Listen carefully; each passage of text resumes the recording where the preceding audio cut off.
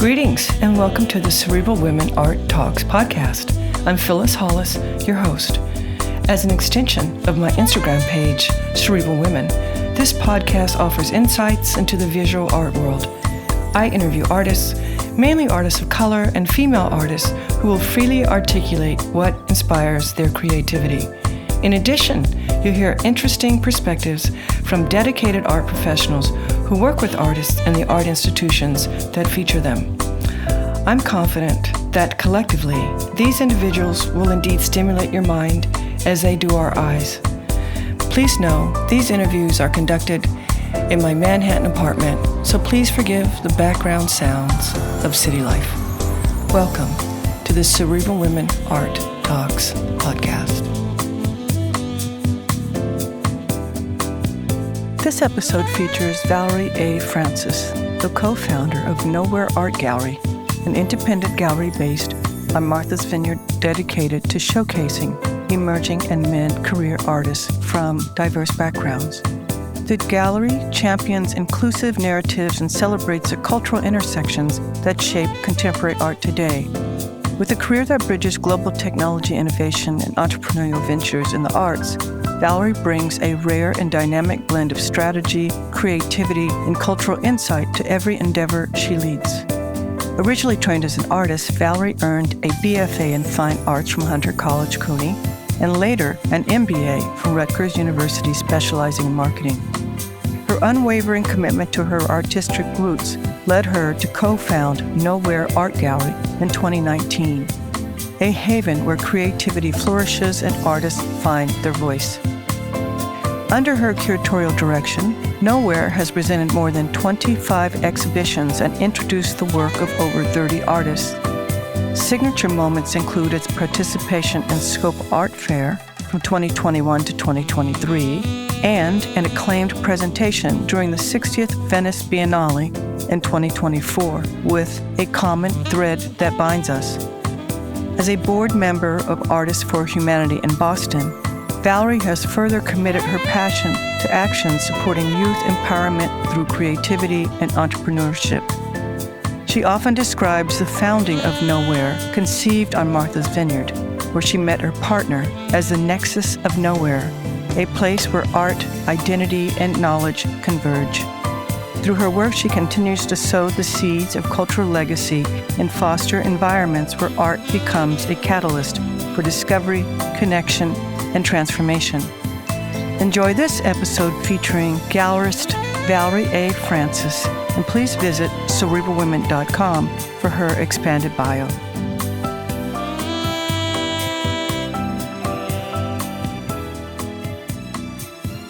Valerie, welcome to my Cerebral Women Art Talks podcast. I'm looking forward to our conversation.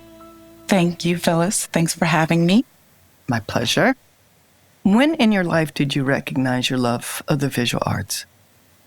Wow. So honestly, it really starts at home for me. And, that's where our roots begin. And we're influenced by the environment that we live in, our parents and other surroundings. And for me, I grew up actually in a household with 4 people, my mom, dad, sister, and I. And we actually had quite a sense of balance in the household, right? My mom and I shared a birthday in September, and my father and sister share a birthday in March. My mom is more of the creative. She would sew our clothes, sew our drapes in our room with matching bedspreads, all sorts of things when she was staying at home at the time.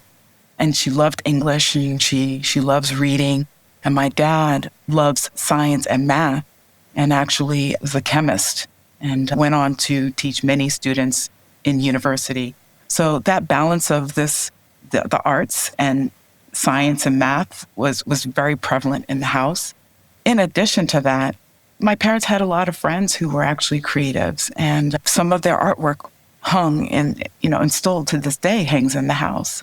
There was an artist who was a pointillist, into pointillism, and had created this beautiful portrait of an African-American woman with details of her afro, which went from different shades based on the intensity and depth of the pointillism.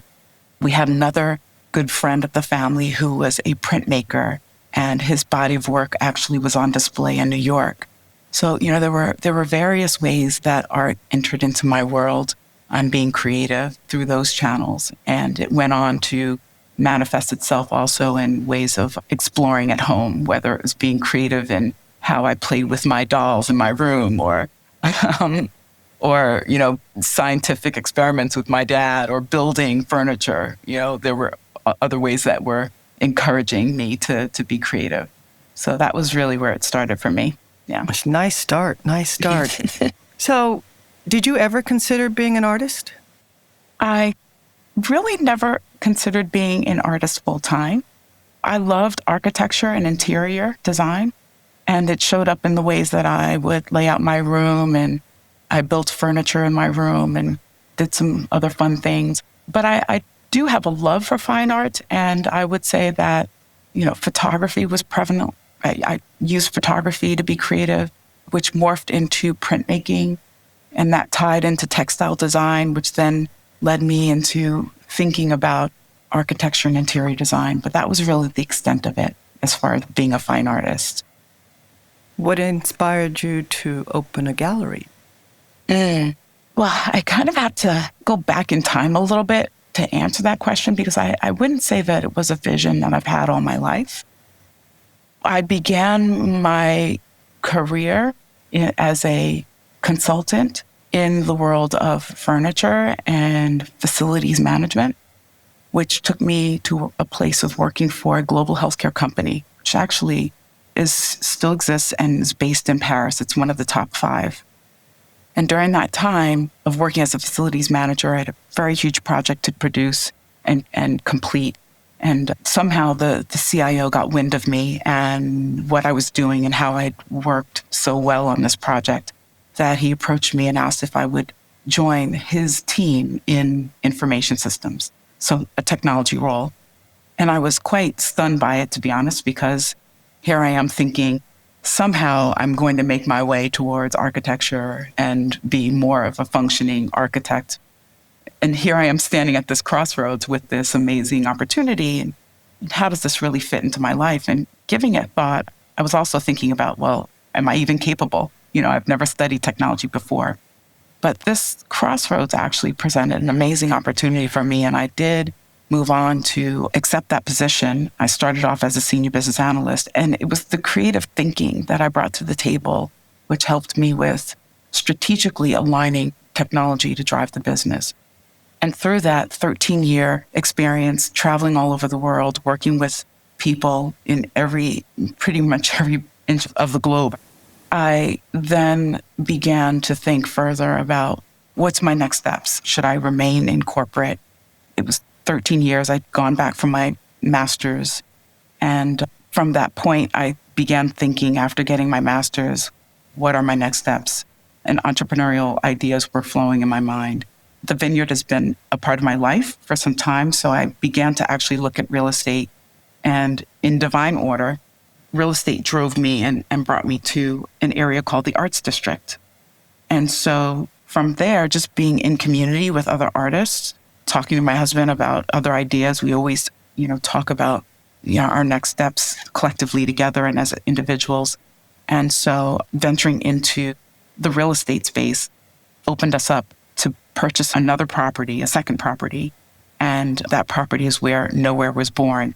But it wasn't necessarily something that I've carried with me all this time to say that that's what I would want to do. I think it really spoke to us that a gallery would be the right opportunity for us because of the spaces that we had been in. We do love art. We are collectors of art. And we saw a need. We saw a need in opening up doors and presenting work and artists in this space where a lot of people gather to introduce new people, new creatives in this area of the world, being Martha's Vineyard. And in this role as a gallerist, what is your role in terms of supporting artists?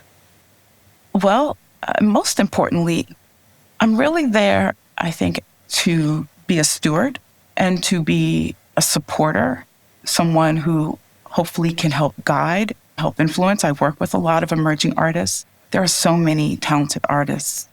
It's hard to choose. which is why I love group exhibitions, because it helps us to bring also people together, more artists together, and show more artists in a shorter period of time. But I would say that what's very important, I think, about my role is being honest and truthful, and also helping to support that artist in their steps and ordering their steps to move forward and to really understand who they are in their practice. So as a steward, I'm properly representing them, whether it is in the gallery or helping to shape their career by presenting them to institutions, collectors, etc. And how do you prefer to work with artists? Each artist is a little bit different. And in a situation where it's more of I'm going to say like a consignment type of arrangement where we're meeting each other for the first time, it's maybe a short-lived arrangement where they allow me to show their work as part of a curatorial presentation in the gallery. The starting point may be just that. We're testing the waters on both sides. We are getting to know each other. I express to artists all the time that it's really important that they not only, as much as they may want a gallery to represent them, it is very important that they also understand whether or not that gallery is a fit for them. Sometimes, you may feel very desperate in wanting to get into a gallery, but it may not be the right fit. So I encourage that through that initial engagement with us, we are testing the waters, we are getting to know one another. I often will either have virtual or in-person studio visits to understand their practice and really to understand who they are as a person first. I think that's very important in establishing a strong relationship. And so that's, I would say, where we begin with emerging artists. As the relationships have grown with some of our artists, we are investing in that artist. So we may begin to approach art fairs, showing artists beyond just the gallery. Last year, we were invited to participate in an exhibition that took place in Venice during the Biennale with the European Cultural Center. We brought 4 women artists to that stage, that platform, which was amazing. So we'll begin to actually, with artists that we've been working with for some time, we start to dive a little bit deeper into their practice and also supporting them in other areas outside of the gallery. And early on, other than your family, friends, were there any other artists that really influenced you? Yes, as a matter of fact, going to Hunter College in New York City, which is part of the City University of New York, Hunter had a thriving fine arts program. People like Roy De Carava, a photographer, was present teaching at Hunter.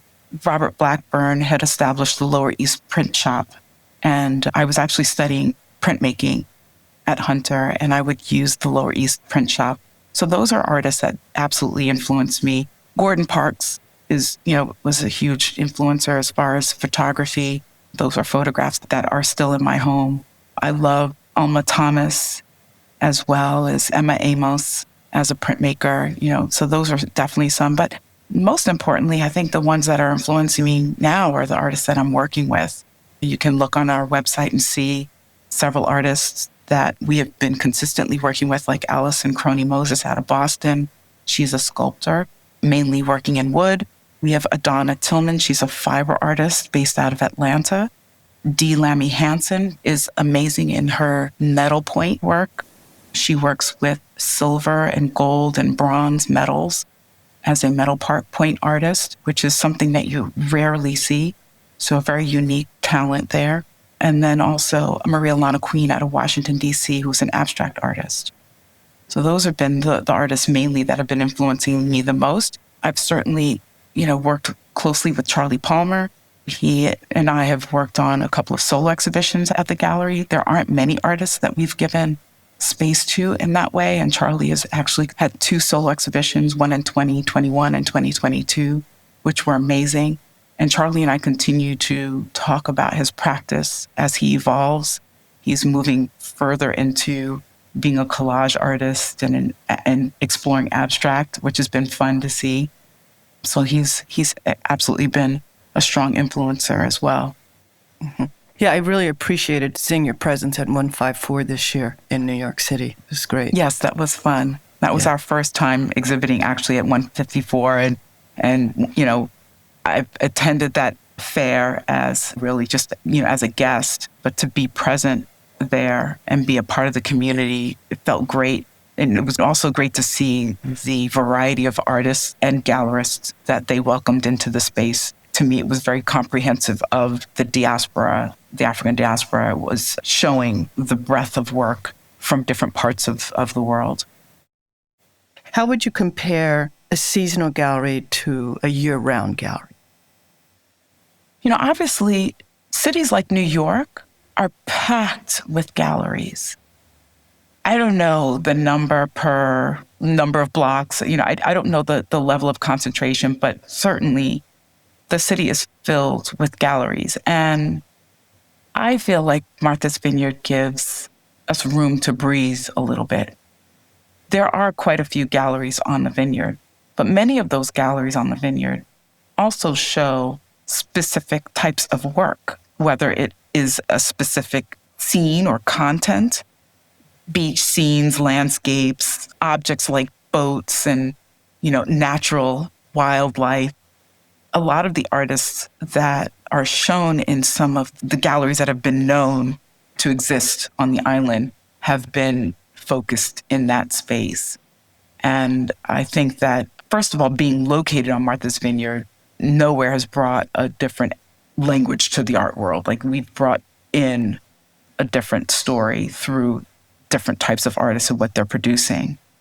But I also think that by being on an island with that specific period of time where the doors are open, for us, we have to be super intentional in how we use that time, right? We're not just hanging work to hang it for the sake of having a gallery, right? We are being intentional in regards to who we show and what stories are we telling, what experiences do we want our visitors to have, and hopefully be enlightened by coming into that space.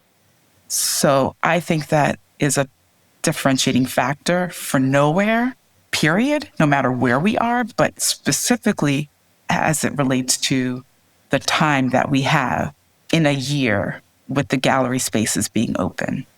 We have to be intentional with what we're producing and presenting out. And how do you prefer to work with collectors, and what type of support do you feel they should provide artists?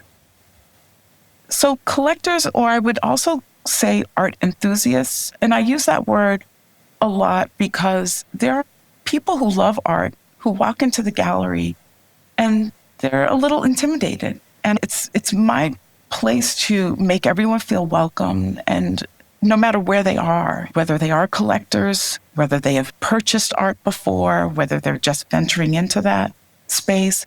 So one, I think it's important to provide the space and level of comfort for anyone who is interested in purchasing art to come into that space. I think, the other way is in conversation with collectors. I often love to hear what they are collecting. Not always do I have artists or artwork that they may be interested in, but I'm certainly curious as to what they're seeing. The world is big, and as I said, there are a lot of artists out there, so it's hard to know everyone. So I love having conversations. I'm very curious about what they're seeing that is of interest, and also why. Why are they purchasing the work? I think it's important to understand that as well. Some people purchase work because they love it. They love the work. They want it to fill their sanctuary, their space, their home, and others purchase for purely investment. So that conversation changes a little bit depending on who I'm speaking with.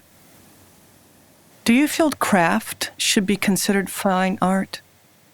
Absolutely. Craft is rooted in history. It's rooted in culture.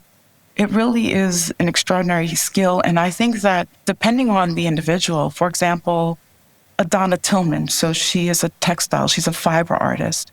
And Adana started her practice as a little girl with her mom who loved to sew. And so her introduction to sewing, her mom gave her a sewing machine, and she then began to explore all of these different textiles and how those textiles came together to shape her story. So, in doing so, she's preserving a skill, specific talent. She's also incorporating history and cultural references in her work.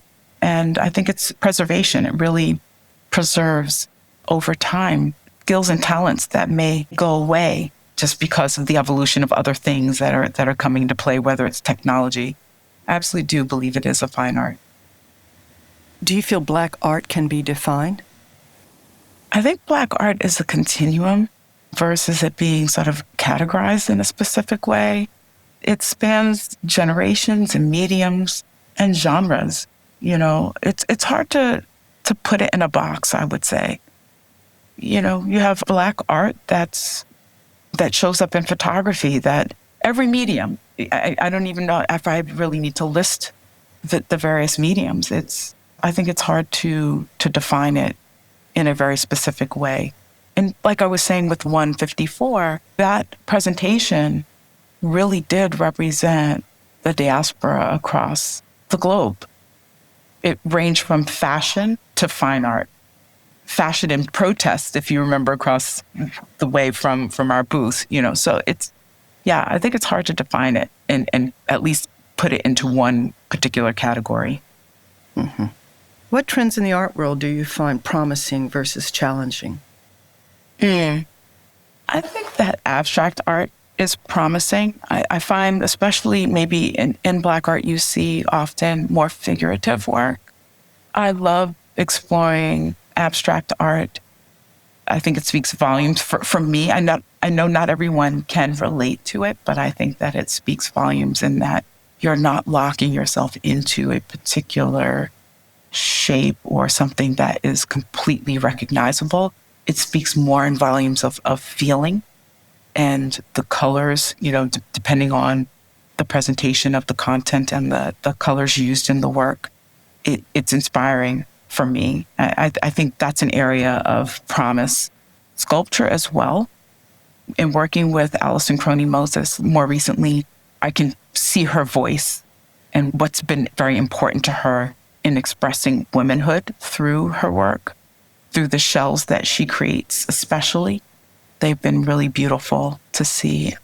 But yeah, I would say that those are the two areas that I find most promising today. Do you feel the Black Lives Matters movement will continue to be impactful? It's a hard question. I think within the Black community, it's always going to be important. And it was even prior to the most recent movement, let's just say it that way. Right? I think the most recent movement raised awareness for others, but it's always been a movement for people of color. And so I think that artists, Black artists specifically, will keep it alive because I think it's going to always show up in their work. It may not be referenced as BLM, but it's going to be referenced as being proud about who we are, celebrating our life and the influence that we've had in society and what we bring to the table as a people. So, yeah, I think that it will continue. Whether or not art institutions will remain engaged and incorporate those messages and those presentations into their space will be interesting to see. That may be dependent on who sits at their table, whether it's their board of trustees or, you know, leadership in those institutions. And share with us, what are you excited about right now? Yeah, so this year is off to a great start. We've had some opportunities to participate in a couple of events. One was a 2-day workshop with the Curators Association. And so to be present in front of a group of curators and speak about Knowhere and what we're doing. And I was present on the stage with 3 other gallerists who are Black-owned gallerists. So we were helping to hopefully enlighten the group as to who we are and what we bring to the table and the caliber of artists and the body of work that we've created and produced through the galleries. So that was great. And then, of course, as you mentioned, 154 and the art fair and being welcomed there, being able to show in New York, which is where I'm from. This was the first art presentation that Knowhere was able to create at home. And now as we move into the summer, we will open our doors, both spaces, Knowhere Art Gallery as well as Center of Knowhere, which are both located in the town of Oak Bluffs. They're in walking distance of each other, which is great. So people get to see both exhibitions. And in June, we will open with an exhibition called Women Rising. The artists are not necessarily all female or who identify as female, but it's really focusing on the impact and influence of women in their lives and in society. And their work will speak to that from a very personal perspective. Collectively, it is a group exhibition. And then the other exhibition that we will kick off July 4th weekend is Living Off the Wall. And there we are highlighting the fine artistry of muralists. Muralists are fine artists, whether they start their process and maybe create in a studio for which then is installed outside. They are absolutely contributing to the canon of art. And so it'll be interesting to see a variety of artists that come from different backgrounds and different parts of the country, their body of work collectively together in that exhibition. And then I think as we close, we're looking at a couple of art fairs in the fall.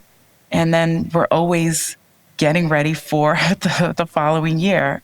You did ask about maybe pros and cons to being on an island. I wouldn't call this necessarily a con, and I'm sure that all galleries have their scheduling process in a way that allows them to pre-plan their exhibition schedules a year in advance or even maybe more.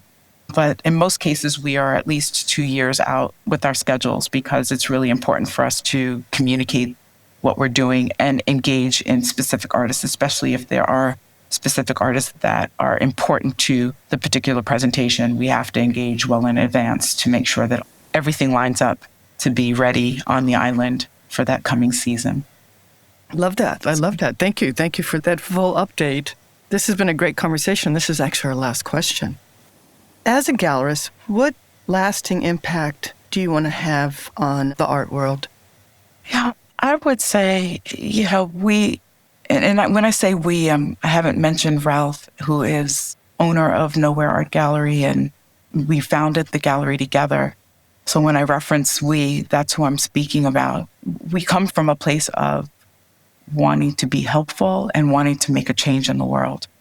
And so at the very least, my hope is that with the exhibitions that I curate and that we exhibit, we are helping to bring light to the next generation of artists, as well as helping support some artists that have been out there for some time that really have not been acknowledged or been given their due. So that, it's really hopefully helping to change and open up those opportunities for artists and being helpful in the art world in that way. Well, thank you for the work you do. All of us who go to Martha's Vineyard really appreciate visiting your galleries. No, thank you so much, Phyllis. We appreciate everyone who comes in, and we are looking forward to the summer and all that it's going to bring and all the new people that we will also meet, as well as grateful for anybody who returns to Knowhere. Love that. Thank you so much. Thank you.